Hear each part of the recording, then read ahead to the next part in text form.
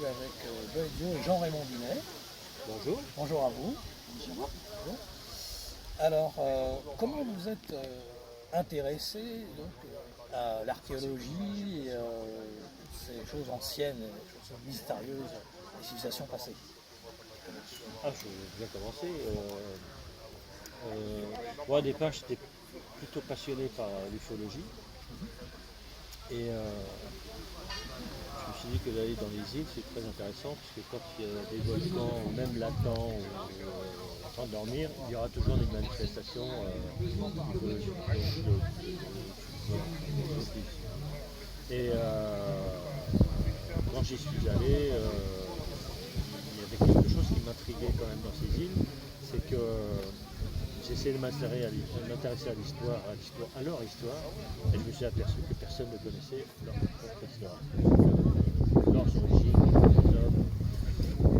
Alors comment obtenir des réponses? C'est d'aller dans les musées, visiter les musées, puis s'y intéresser, savoir ce qu'il y a eu. Et je me suis aperçu, même dans les musées, que les gens ne connaissaient même pas ce qu'ils avaient, ne pouvaient même pas expliquer leur histoire, l'histoire des premiers hommes. Et en regardant les artefacts et certaines gravures, les gravures rupestres et autres artefacts, je me suis dit ça ne colle pas du tout à ce que j'avais en tête. Donc pour cela, il me fallait une réponse, il fallait absolument une réponse, et la réponse je ne l'avais pas, sauf si il fallait contacter un expert, un archéologue, un historien, et pour ce faire, je partirais sur le Et pour ce faire, donc j'ai été à la recherche d'une personne compétente qui puisse me répondre à certaines questions. Et notre chemin se sont croisés. Je ne fais pas par hasard, parce que le hasard n'existe pas. Oui, pas hasard que des rendez-vous. Voilà, on avait rendez-vous. Et je vais exposer un peu les faits, les questionnements, et je lui dis voilà, j'ai vu ça, j'ai vu tel artefact, et puis c'est bizarre. Il ne code pas du tout avec ces îles. L'implantation des îles au niveau géographique par rapport à ce qui s'est passé en Europe, en Afrique. Voilà, donc. Le thème Atlante, Voilà, c'est un peu tout mélangé. Tout et n'importe quoi. Alors est-ce qu'on a fabriqué l'histoire, on l'a inventé, ou il s'est réellement passé quelque chose et puis on l'a effacé? Voilà, c'est une question simple mais très importante. Histoire cachée. Alors j'en ai parlé avec Bleuette, s'y présente. Je lui ai dit voilà. Sur Facebook. On s'est connus sur Facebook. Ah oui, il faut raconter l'histoire. Une histoire insolite. Sur Facebook, on s'est rencontrés sur un groupe. Vous avez le prix de votre livre, mais ça ne vous a pas plu au départ. Voilà. C'est-à-dire qu'il était déjà ministre. C'est la promotion. Gardez ça en mémoire. Oui. Il m'a viré du groupe comme une malpropre. Mais c'est vrai. C'est vrai. Malheureusement, je n'ai plus de voix. J'essaierai un petit peu d'en parler. Mais c'est vrai qu'on s'était rencontrés sur ce groupe un peu mystère. Et puis on se rendu compte qu'on avait les mêmes idées. Et puis bon, ça a bien matché. Et voilà, c'est comme ça que tu as commencé à me raconter un petit peu. Ouais, j'ai commencé à raconter l'histoire de ce que j'ai vu, de ce que j'ai filmé. Elle m'a affirmé, c'est historiquement impossible. Tout à l'heure, c'est bon. C'est historiquement impossible ce que tu me dis. Par rapport à certaines croyances, les cultes, comme le culte de l'Ikram qu'on retrouve avec le Göbekli Tepe. C'est-à-dire Voilà. qu'ils retrouvaient vraiment des artefacts sumériens, par exemple, Voilà, donc. égyptiens. Il y avait le dieu antique qui me semblait présent. Et quand il m'a dit ça, j'ai dit non. J'ai dit, en dehors de la Mésopotamie, c'est difficile de voir le dieu antique. Et puis bon, ça m'a intrigué. C'est pour ça que j'ai commencé à m'intéresser à cette histoire.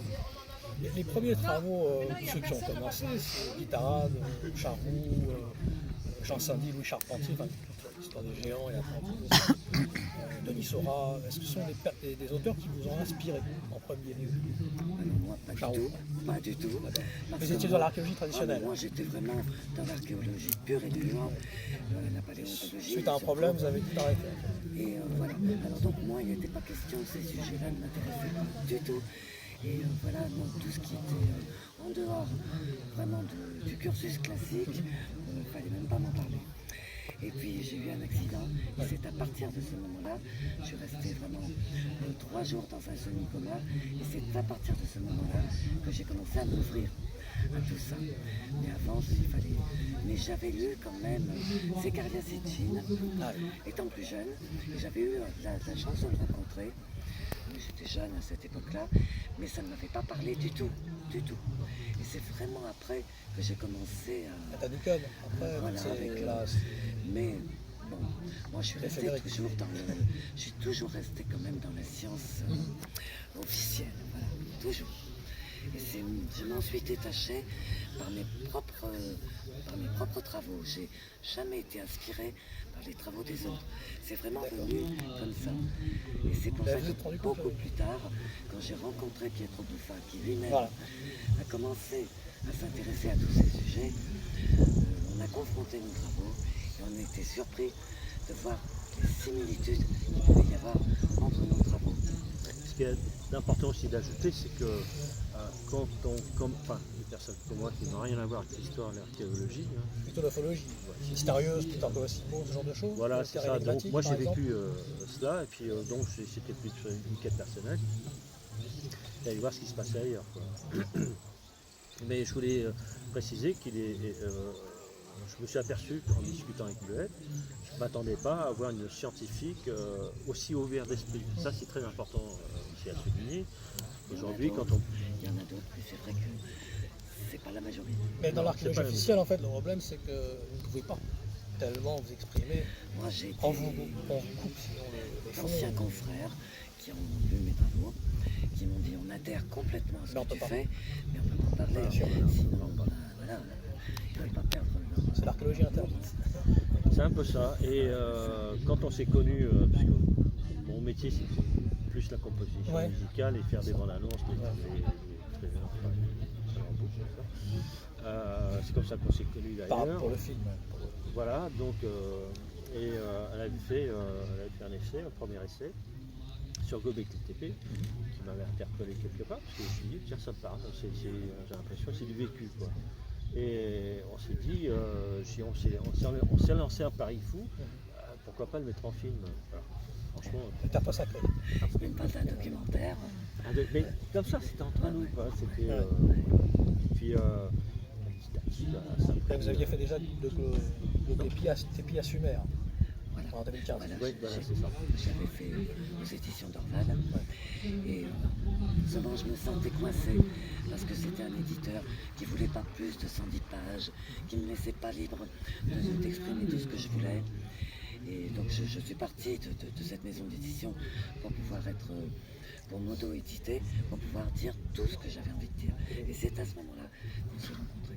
Ouais, avoir plus de liberté dans Je voulais ta plus façon de penser, d'écrire. Et... Je ne voulais pas d'entrave.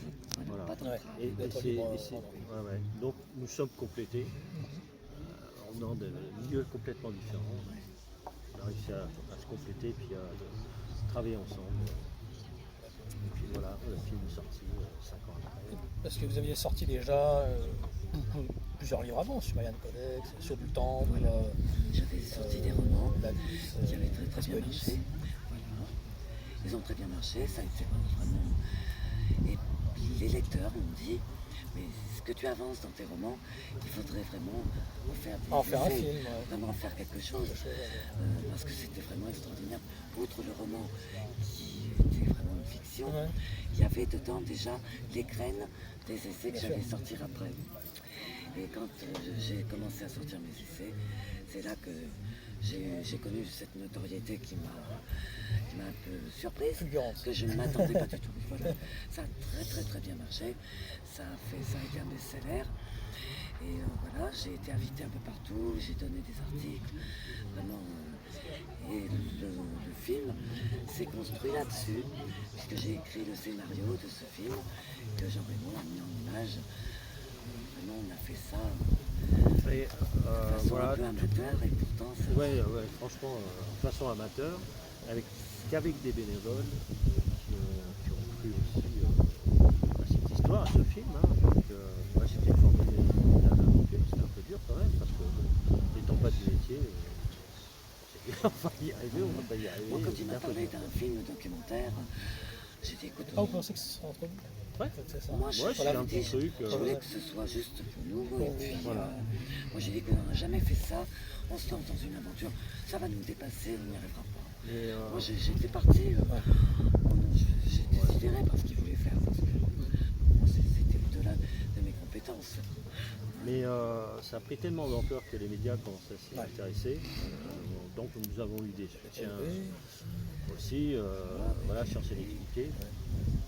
C'était les premiers à nous soutenir. Et puis finalement, Et puis bon, après il y a des associations qui ont été interpellées et qui ont voulu qu'on passe au cinéma, que c'était pas du tout c'était prévu. pas du tout prévu. pas du Non, tout. non, pas du tout. Parce que, Et on a sorti, c'est au Mégarama, c'est ça le de sujet. Montpellier, Montpellier, CGR de Montpellier, Carcassonne. à Carcassonne, le CGR. On a fait Rennes les Bains, on a fait Biarritz aussi. Ouais, on a fait plusieurs. Alors que c'était pas du Mais tout pas prévu. du tout prévu. On n'avait même pas envie de faire ça. Vous aviez sorti aussi le disque de Joseph de Tarimati. Ça, c'est intéressant le sujet. Je vais juste parler un peu de ce passage-là. Le disque de Joseph Tarimati, c'est une invention de mon Oui, oui, part. Hein. Il n'existe pas. Mais le plus drôle, c'est que mes romans ont tellement bien marché, que ça les a tellement interpellés, qu'il y a des gens qui ont cru que c'était une réalité. Alors Joseph Tarimati existe vraiment, c'est un personnage qu'on trouve dans la Bible. Et voilà, donc ça a interpellé Ça beaucoup lié au de Graal monde, aussi. parce que c'est vraiment, voilà, c'est le Graal. C'est le Graal. Ça. Et voilà, ça a interpellé énormément de gens. Bon, moi, j'étais partie parce que c'est tout un ensemble dans mes romans. Donc, bon, ça m'a vraiment interpellée. Et c'est un personnage qui va, qui va garder le corps de Jésus. C'est pour ça que. Voilà, je ne vais pas tout spoiler parce que c'est des idées. Voilà. Je ne peux pas trop en parler parce que j'ai pas assez de voix, malheureusement. J'en suis désolée. Mais c'est vraiment un sujet qui a interpellé énormément les lecteurs. Et non seulement ça, mais tout ce qui englobe toutes ces. Vous aviez aussi une intervention dans le film de Patrice Pouillard. Je suis intervenante dans le film Bam. Bam, qui est passé plusieurs fois sur National Geographic. Et c'est quand le film est sorti sur National Geographic que vraiment Bam a pris une telle ampleur que j'ai pu être intervenante même dans certaines salles de cinéma, que là, vraiment, ma notoriété vraiment s'est mise à fuser d'une façon exponentielle, on va dire. Ça a vraiment été assez extraordinaire, on va dire. Et j'étais vraiment très très fière de faire partie du film de Patrice, vraiment. Vous avez sorti aussi Les Dieux civilisateurs, Projet Homo sapiens, Voilà, j'ai sorti 4 essais qui ont vraiment très très bien marché. La lumière de la science. Oui, tout à fait. Et voilà, donc c'était non seulement un grand plaisir pour moi, mais même une surprise. Voilà, une surprise, parce que je ne pensais pas qu'il marcherait à ce point-là. Et c'est pour ça, quand j'ai vu qu'il marchait comme ça, il y a beaucoup de gens qui m'ont demandé d'en faire un seul volume. Et ça, je l'ai s'intitule La jeunesse de l'humanité. Et c'est un pavé. Patrice et comment il s'appelle, Patrice Pouillard, voilà, je vais y arriver, m'a dit mais c'est une forêt Bible, c'est un très très très gros pavé, mais on retrouve tous les essais qui sont à l'intérieur. Et voilà, il est sorti il n'y a pas très longtemps, et j'en suis très très très fière. Et ça a vraiment été la demande de mes lecteurs. C'est l'aboutissement. Alors là, il y a le film, donc Les Ganches. Les Guanches. Les Guanches. Ouais, Voilà. les Guanches. Alors, ce film, dans sa Tenerife, vous avez découvert cette île, en fait, ça vous a beaucoup intrigué par rapport à l'histoire. Au départ, vous c'était avez été l'ufologie, tous les deux. c'était les manifestations ovnis assez peuple des importants. Ouais. Je me suis intéressé effectivement à ce peuple, à ces premiers hommes, aux premières civilisations, qui étaient quand même tout à fait intrigantes, parce que les Guanches, on n'a aucune information finalement crédible et concrète sur les gouaches. Donc il nous fallait remplir ce vide, essayant de comprendre ce qui s'est passé. Et ça, je me suis aperçu que les gouaches étaient une civilisation vraiment très avancée pour l'époque, mais avec une grande part des lignes, on ne connaît pas grand-chose sur eux. Donc il a fallu que nous allions à plusieurs reprises sur place. Ils sont fortunés. Oui, appelé les fortunés, effectivement, pour enquêter sur place, aussi bien Tenerife, Lanzarote, la Grande Canaria, l'île la plus importante historique, la Gomera, l'île Jurassique, enfin bon, bref, chaque île est complètement différente. C'est extraordinaire. Ouais, tout à fait. Donc là, c'est vraiment intéressant. Puis, bon, à chaque fois, on est tombé sur des surprises, des découvertes assez incroyables. Et bon, les découvertes, il faut les découvrir sur place et les montrer, les filmer, de apporter quelque chose de crédible. On peut lancer ensuite des hypothèses, mais on n'est pas là pour remplacer l'histoire officielle, mais l'histoire officielle, nous ne l'avons pas. Entre Pline l'Ancien, ce qu'ils ont découvert au tout début jusqu'aux premières colonies en 1400 par Jean de Béthencourt, il y a eu des trous assez béants au niveau histoire. C'est le vide complet, le vide historique. C'est Ce qui nous a quand même beaucoup interpellé, ce sont les origines mêmes. Les origines mêmes du gouache. Alors là, nous avons les informations. Voilà. Et celles-là, on va les garder un peu Et ça, on les garde. Mais c'est vrai qu'il y aura beaucoup de surprises. Il y a Parce qu'on a beaucoup creusé pour trouver peut-être des origines plus anciennes que celles des Berbères. C'est vrai que les Berbères, il y a eu plusieurs vagues de migration dans ces îles.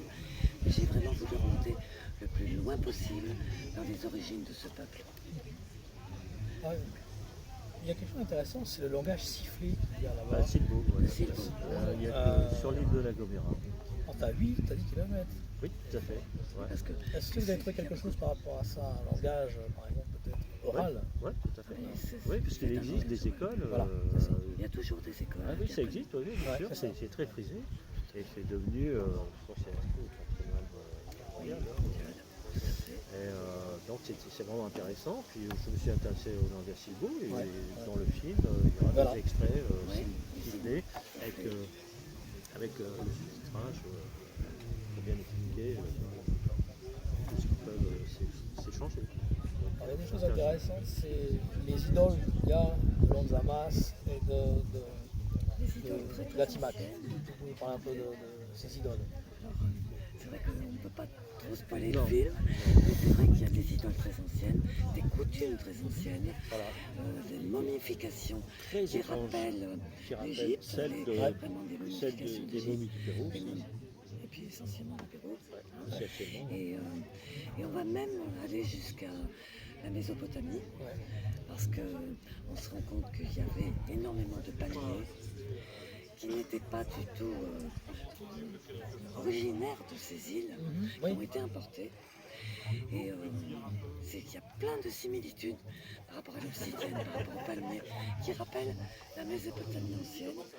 Et on va retrouver le dieu Enki, comme on a parlé, et certaines idoles qui sont très intéressantes. Voilà, c'était le principal attrait. Enfin, c'est pour ça que j'ai appelé.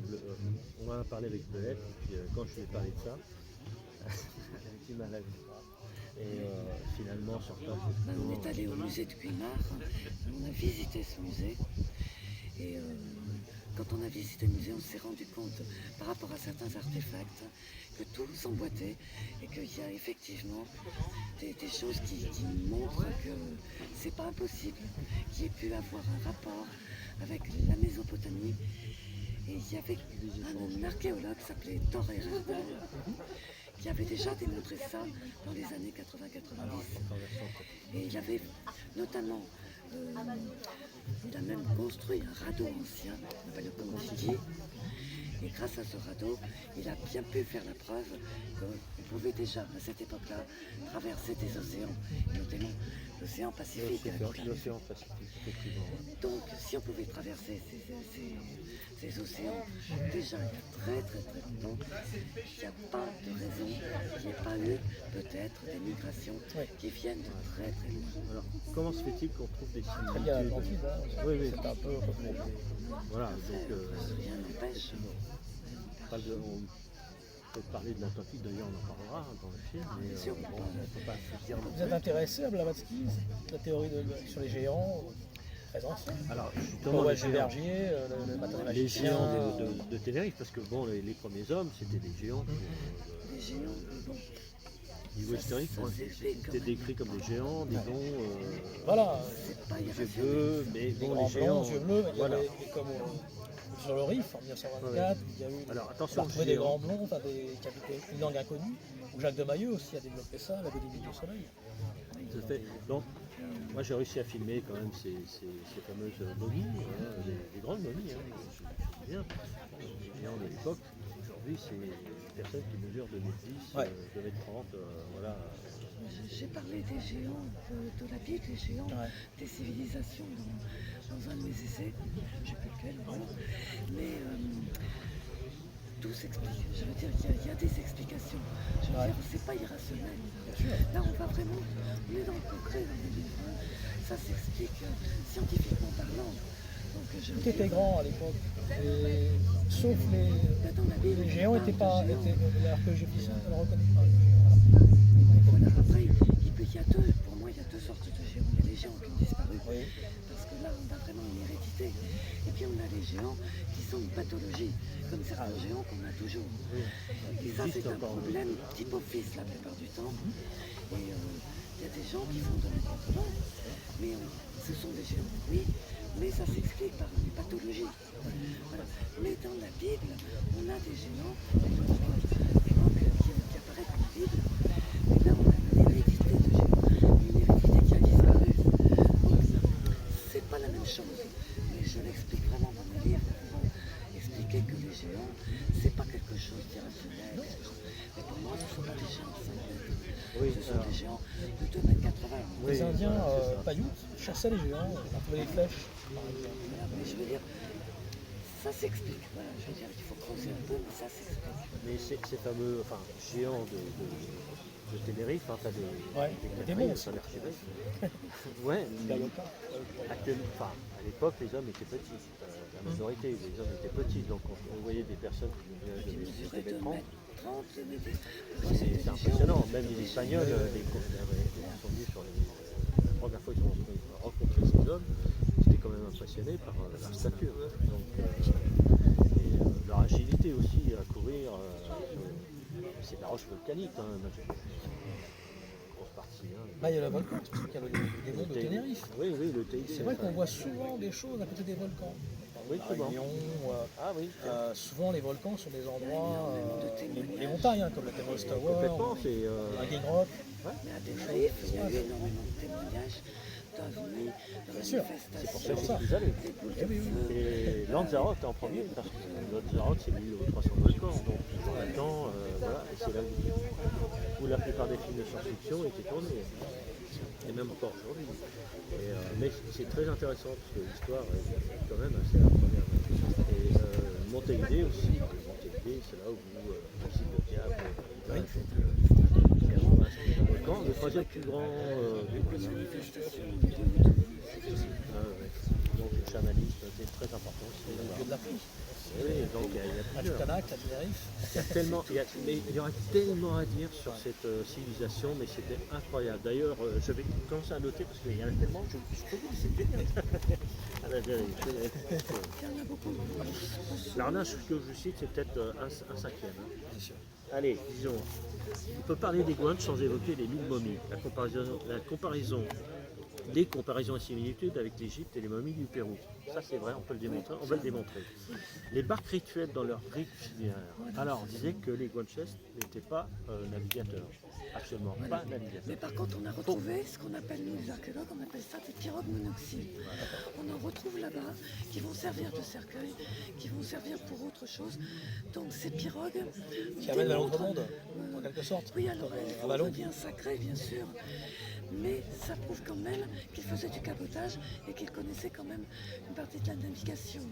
Tout à fait. Donc il y a aussi le chamanisme, alors qui est très très important, et on va parler aussi des cultes stellaires. Alors, ça c'est formidable. Vous connaissez la carte des étoiles, hein, Oui. donc les Pléiades et tout, et donc on va en parler aussi. Donc le culte Les du cartes crâne. Oui, Les cartes tout ont à fait. été faites Ah en oui, même temps. tout On à ne sait fait. pas si elles sont vraies ou pas sur Pires, par exemple. Oui, on peut parler C'est un des débat. grottes, des grottes immenses, la grotte des Quatre Portes, où le chamanisme était plus important. La trépanation qui était quelque chose courante sur les musées. D'ailleurs, il y a un musée des crânes qui existe sur la Grande Canaria, c'est le musée des 300 crânes. J'ai été les visiter, voir si par hasard je ne pouvais pas voir des crânes longs. C'est des très choses comme étrange ça. cette histoire de trépanation parce qu'on le retrouve même, par exemple, en Équateur, avec l'affaire de Los Tallos, avec le père Crespi. Voilà. La trépanation, même en Europe et ailleurs, on va la retrouver déjà au néolithique. Il y a très très longtemps, C'est ça. les hommes primitifs pratiquaient la trépanation. Donc c'est un voyage culturel. Hein. Mais est-ce C'est qu'ils n'ont pas eu un savoir. apport justement extérieur? Ah, C'est ça. Ils ont Voilà. peut-être Et un ça- apport extérieur. voilà une bonne question. Des Donc, dieux anciens. ouais. Oui. Alors, la fameuse la grotte des Quatre Portes, ça c'est formidable. Les habitations troglodytes, bien sûr. Il y a les 700 tombes au tumulus, mais alors c'est une chose extraordinaire, il faut le voir au moins une fois sur ski pour s'apercevoir que c'est énorme. C'est incroyable. Il y a les pyramides, les fameuses pyramides aussi. Les Lumières, donc il y avait beaucoup plus avant, mais il en reste plus 6. La navigation, on vient d'en parler, puisque notamment la traversée du Pacifique par Yardel sur le Pontifi, la culture, les us et coutumes, les tenants de vie sociale et politique qui étaient vraiment structurés, bien carrés. Il y a le silbo, le langage cité, dont Oui. on vient de parler aussi, les mythiques pétroglyphes, La déesse Meriba. et leur similitude avec les Amériques et l'Afrique, Ouais, exact. notamment la Tunisie. Et les seaux, les rouleaux, les tatouages, on retrouve certaines similitudes avec la Mésopotamie. J'ai retrouvé l'Afrique, dans c'est même certains assez sceaux des images qui correspondent à des sceaux sumériens, par exemple. Et ça, on l'expliquera bien mieux dans le film, mais les similitudes sont très présentes quand même. Donc il y a les peintures rupestres, les symboles. Encore aujourd'hui, ça reste toujours indéchiffrable. On ne sait pas. Certains symboles. Voilà. Il y a aussi l'origine, ça c'est l'origine des premiers hommes, ça on en parlera sur les vagues Tu as migratoires. parlé de l'écriture du Tifinagh. Tifinagh, bien sûr, on va en parler, parce qu'on parle de la culture Tifinagh, on peut parler de la Mésopotamie d'ailleurs, on va en parler. Peut-être le. Bah, si je suis dedans, on parlera de la Mésopotamie. Voilà, C'est obligé. on verra. Il y a de la culture amazique aussi, enfin Tifinagh. Surtout les résus sanguins en négatif. Ah, alors ça c'est intéressant. Ah, ça, Parce c'est qu'on récemment avec retrouve, les vagues migratoires. Aux Pays-Bas, c'est un peu les Indo-Européens. Tout à fait. Il y a quelque chose, ils vivent beaucoup plus longtemps. Celtes, Ils voilà. sont beaucoup plus Mais résistants. le résus sanguin, là, est vraiment marqué. C'est un sang Atlante. C'est un sang particulier. On en parlera. Blavatsky parlait un peu de C'est ça. vraiment très particulier. Voilà, donc tout ça, ça représente, c'est vraiment, allez, un sixième, un dixième de ce qu'on va Et au dire niveau dans le film. musical, alors, quelle est votre inspiration? Quels ont été les auteurs qui vous ont inspiré pour la musique, les films? Moi. Par rapport au film, Oui. par contre, on s'inspire quand même d'autres cultures, Alors. parce qu'on n'a pas retrouvé vraiment la musique. Alors, Je parle de la composition. ouais, la composition musicale, je me Ah. suis fié plutôt à une musique, un mélange de musique sud-américaine, C'est ce qu'il a fallu faire. les Incas, et j'utilise les voix des chants Incas. D'accord. Parce que je me suis dit, il y a tellement de similitudes entre ces deux contrées que ça pourrait être possible d'avoir une langue parlée, parce que même les Espagnols et les Français, même Portugais, on dit qu'il y avait un parler très doux. C'était un langage facile à comprendre, enfin c'était très doux quand on les entendait parler. Voilà, on a juste des écrits. Alors je me suis dit que les chants Incas allaient se marier assez facilement avec cette musique que j'ai créée pour. Mais en plus, ils ont fait quand même un mix avec quand même une musique un peu primitive et Très le langage primitif, silbo. ouais, que tu avec le rajoutes langage par silbo. moment. Alors le langage silbo, c'est pour apporter un peu de la. C'est-à-dire, c'est C'est ça, un voilà. sifflet qui est à l'intérieur. Voilà. Je sais pas si tu as vu la bande-annonce. J'ai vu. Ouais. Oui, oui, c'est pour ça. Donc c'est un mélange de tout ça, donc ça reste quand même primitif. Et je voulais donner aussi une âme à cette musique. Et le film, ce film sera complètement différent du terme. notre film, on va essayer de le romancer un peu tout en gardant la partie historique, scientifique. Peut-être pas le romancer, on va lui rendre une côté. Et on va lui rendre C'est très bien. le côté Oui, poétique, voilà. Connais-moi le sujet. Ouais. On ne soit pas dogmatique, que ce soit pas lyrique, une part de rêve quand même. Ouais, c'est-à-dire qu'on va... Ça se laisse regarder assez facilement. Ouais, c'est une part de rêve. Enfin, Ça reste construit, historique, mais avec cette part. Mais c'est vous qui voulez apporter un peu cette poésie, C'est ça, ce tout à côté fait. artiste. Tout à fait. Ouais. Au niveau des couleurs, de la musique. Et à part avec cet apport d'histoire. Val de Respelli. C'est sympa. Ouais. Exactement. Et voilà, c'est des interrogations. Et puis oui, c'est vrai, c'est une part de rêve aussi. Une part d'histoire qui était complètement oubliée.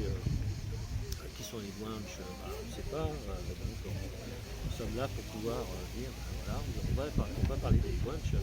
Et c'est la première fois pour faire un film sans acteur. Sauf un.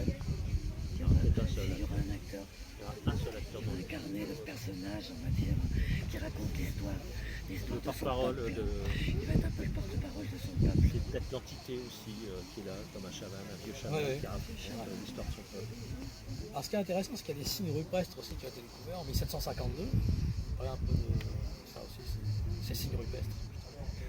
Ah bah, de toute façon, moi ce qui m'a interloqué, c'est quand même les similitudes. Hein. Donc je les ai pris en film, on a regardé ça ensemble. C'est un engagement rupestre, mais qui n'a pas été déchiffré à l'heure actuelle. La plupart. Mais je vais essayer, moi, de le comparer avec d'autres signes rupestres. Et qui on sont, fera les comparaisons. voilà, on va Différents faire des pays. comparaisons sur d'autres signes rupestres, d'autres régions du monde. L'Amérique du Nord, bien sûr, les Indiens. En similitude aussi, il y en a pas mal. Bon, bien sûr, l'Amérique du Sud, c'est là où il y en a le plus. L'Afrique du Nord, l'Afrique du Nord, Il y a même en Bretagne. l'Afrique du Nord, pardon. En Bretagne, ça, voilà, oui, on j'allais en en parler, Bretagne. oui, Celtes, Vous, en Bretagne On va essayer de dévoiler. Voilà, Ah, faut pas, faut pas tout dire. On dévoile pas. On va dire en Magonie. À Avalon. On Ouais. verra. Je vais pas tout dire. Bon, là, on peut parler du De Guerlain aussi. Bien sûr, aujourd'hui, là, on va vraiment aller jusqu'au Doggerland parce que je vais vraiment pousser assez loin l'origine. C'est le prochain projet de Blake. Ah, Je vais faire un essai sur il y a Bleu Tropique aussi. Oui, Là, Roman. ça, c'est un roman qui va bientôt sortir. Voilà. Donc là, on est vraiment très éloigné. Oui. et il y aura un rapport direct ou indirect avec l'histoire des Guanches. Voilà, mais surtout avec le Doggerland. Ça sera un Surtout autre avec le essai. De Guerlain. Ça On va paraît pas- incroyable, pas trop. mais c'est vrai que le Doggerland, c'est vraiment une terre engloutie en mer du Nord, qui a été engloutie à la suite d'un effondrement qu'on appelle l'effondrement de Storegga, qui a provoqué un tsunami gigantesque et qui a apporté une catastrophe au monde. Et je pense que cette catastrophe va susciter des traumatismes qui vont susciter les mythes celtes, certains mythes celtes. Ouais. Et non seulement ça, mais comme catastrophe, elle va apporter une migration des peuples. Et je pense que la toute première migration s'est dispersée un peu partout, notamment en Anatolie, mais peut-être aussi aux Canaries. Alors là, je vais vraiment l'expliquer par A plus B et essayer d'expliquer ça avec vraiment des preuves scientifiques. Alors dans le film, nous allons en parler vaguement en parler, parce que ça c'est le prochain projet de Blake. D'accord. Et c'est pas le sujet principal de Guerlain. On parle de la migration. C'est une migration qui s'est faite et puis on va bien Je vais détailler. beaucoup plus loin dans un essai Voilà. que tu mettras peut-être en image. Hein, Oui, je sais pas. avec plaisir. Hein. Je suis toujours disponible. Pour vous, l'Atlantide, alors, se trouverait où? Alors, non mais Je pense pas qu'il y ait eu une Atlantide. il y a Il y en plusieurs a eu Atlantides. plusieurs. Ouais.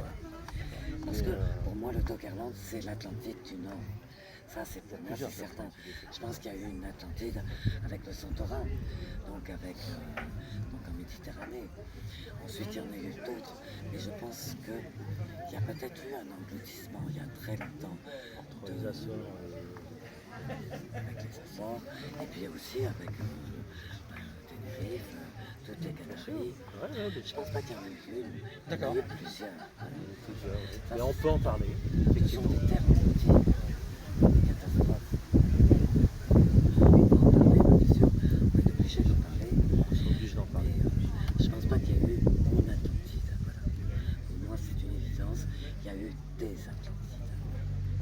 avis sur ce qui est lié à l'hyperborée, la tuée, de mythes? Alors, là, tout ça, c'est des mythes nordiques. Alors ça, je vais vraiment en parler dans mon prochain essai avec le Doggerland. Tout ça sera compris dans le Doggerland.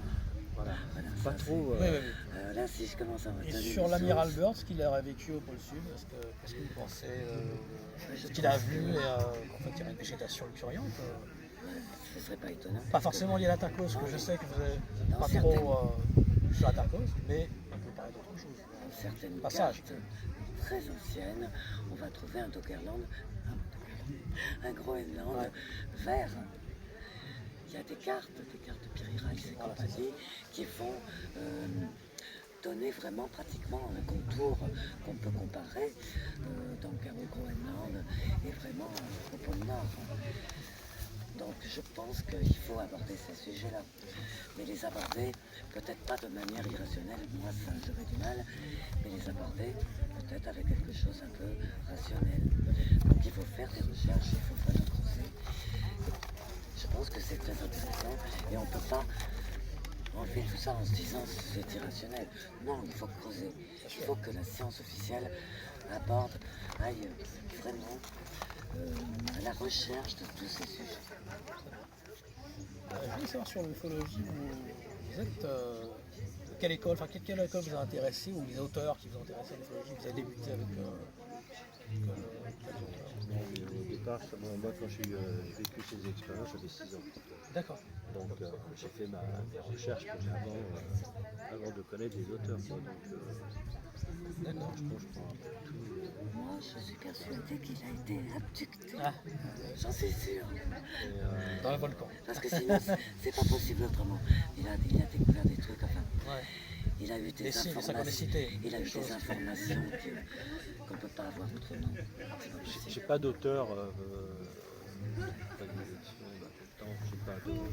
Je lis certains articles intéressants, mais je ne peux pas dire que j'ai un auteur préféré pour ce type de manifestation. Donc j'ai mes propres croyances. Voilà, j'ai témoigné là-dessus sur pas mal même dans les magazines, sur Scène Expliquée d'ailleurs. Et voilà, donc je pourrais peut-être écrire aussi un livre là-dessus. Et je préfère les images, quoi. Et on parlait de l'Atlantide et tout ça. Vous saviez qu'il existait une 8e île sur l'archipel des Canaries, qui en contient que 7. D'accord. Mais il y a une 8e île, l'île Fantôme, l'île Fantôme, voilà, l'île de Saint-Brandon. D'accord.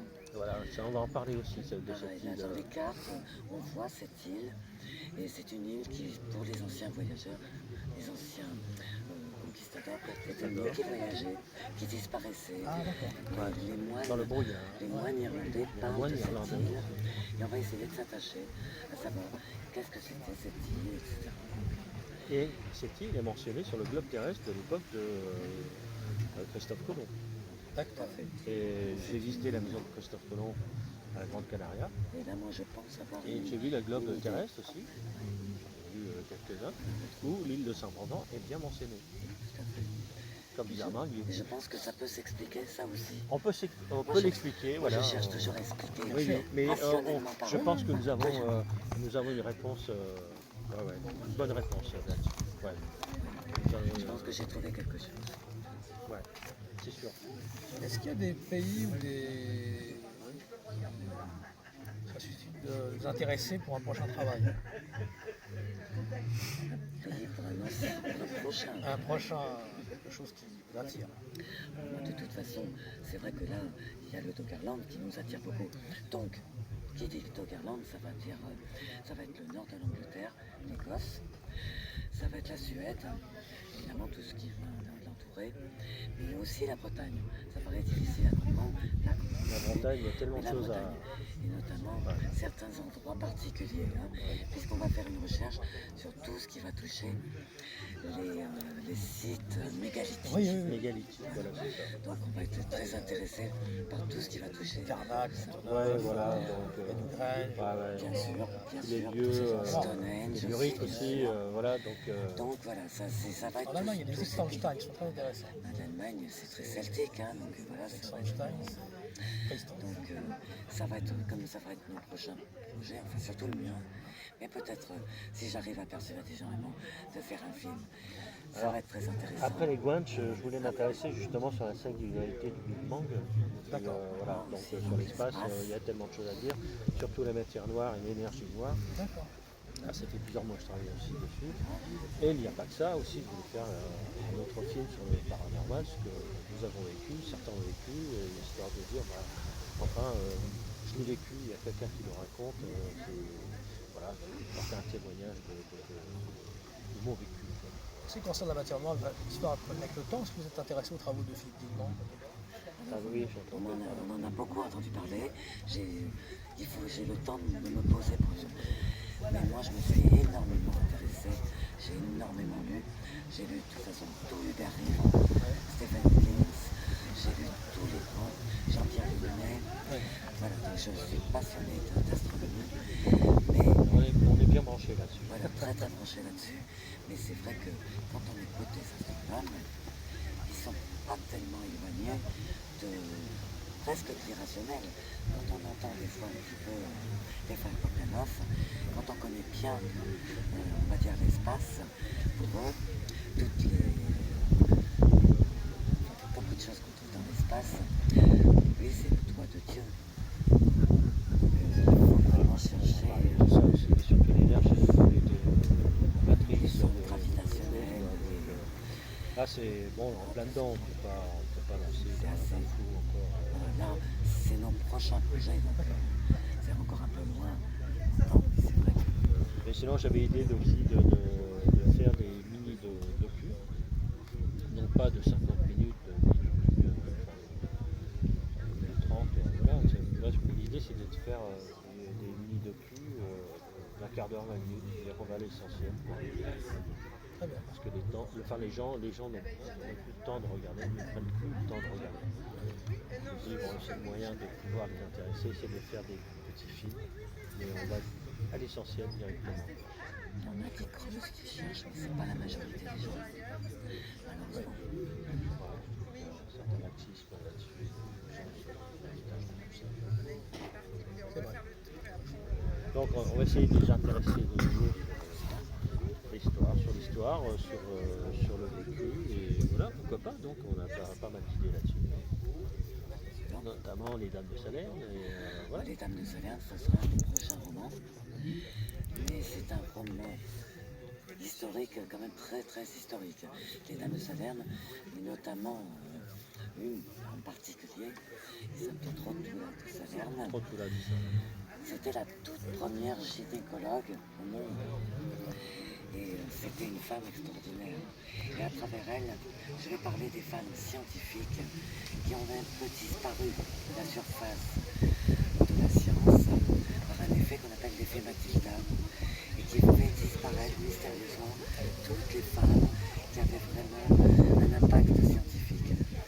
Mais je vais surtout bien sûr parler, ça va être l'histoire de Trotula de Salerne, romancée, et cette femme extraordinaire qui a un peu fondé l'école de Salerne, qui existe toujours. On remet aussi au bout du jour Jack l'Éventreur. Ça c'est dans un autre roman. Là, c'est autre C'est chose. vraiment mon histoire après de Jack l'Éventreur. Son histoire, elle.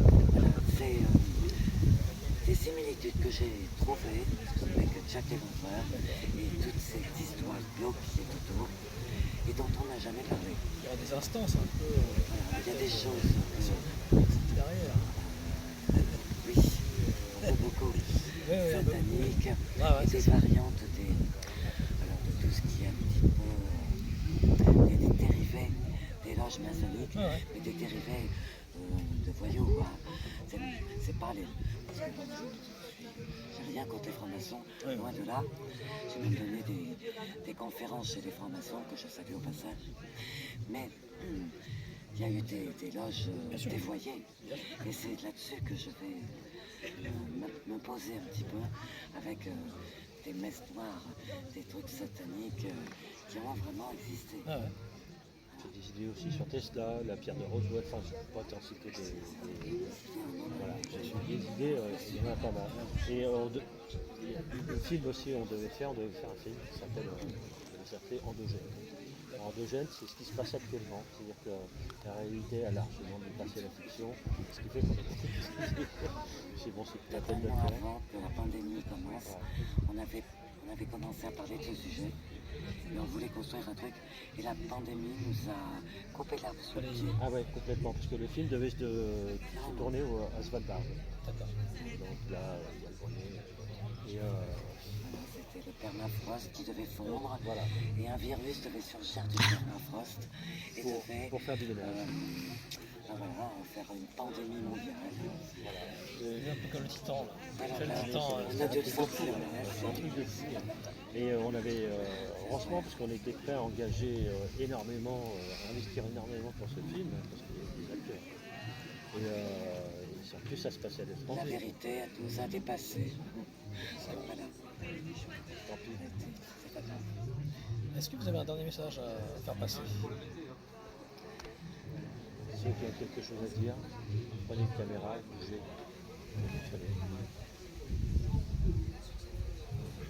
Coupable, hein.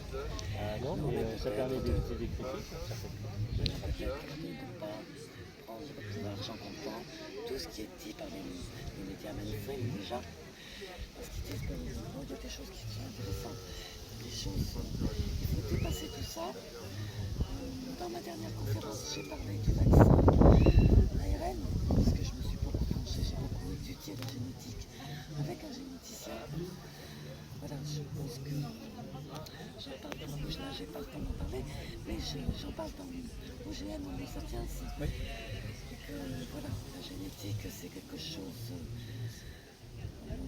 On joue un peu les apprentis sorciers à l'heure actuelle, c'est grave, et que quand on touche un gène dans notre corps, on va modifier une dizaine de gènes à la clé. Donc c'est vrai que voilà, il faut faire attention à tout ça, il faut bien se renseigner, pas croire tout et n'importe quoi.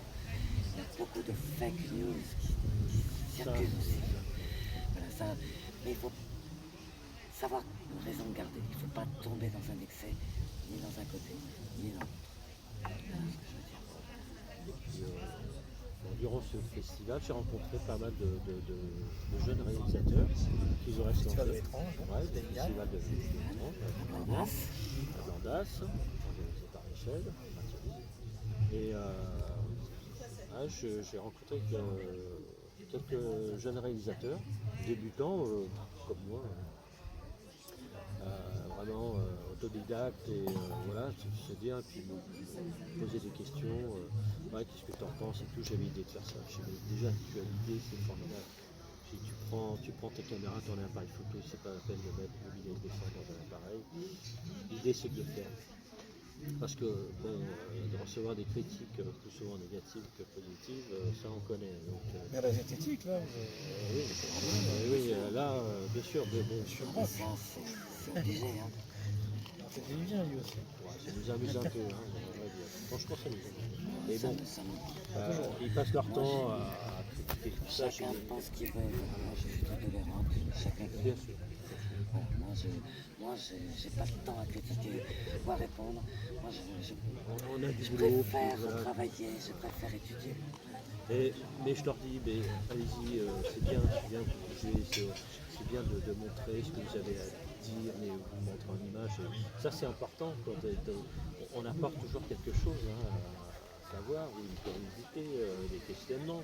Ça, c'est bien. Mais moi, je les encourage, hein, allez-y. Hein. C'est tous des autodidactes, comme moi. Hein, d'ailleurs, bon, ouais, c'est cool, on s'intéresse à beaucoup de choses.